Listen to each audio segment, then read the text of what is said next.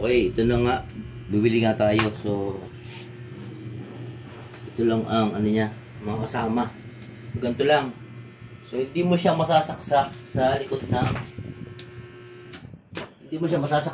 ng power station kasi kailangan siya ng parang adapter. So, hindi siya kasali doon sa mga binili. So, ito nga.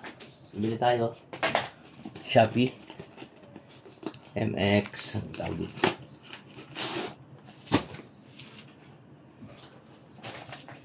Ang tawag dito ay MC4 XT60i cable 2.5 meters. So ito siya. So 1.1 to 1.1. Pero dahil may voucher siya, so nakuha lang ng 900 plus.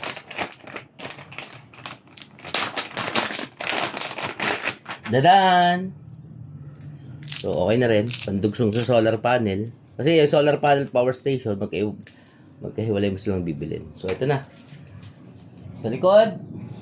And, connection sa solar panel. So, connect natin.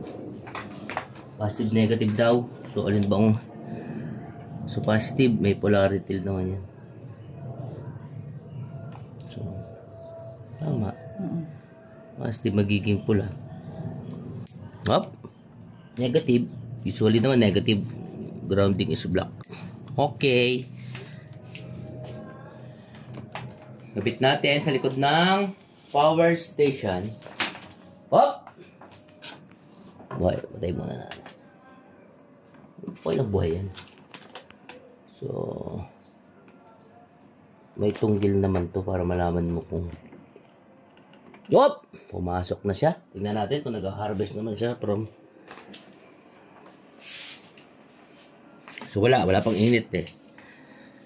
So 22%. Ilabas natin yung solar panel.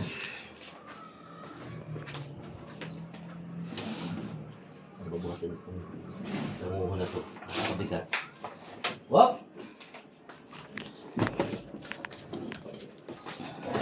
Subok lang.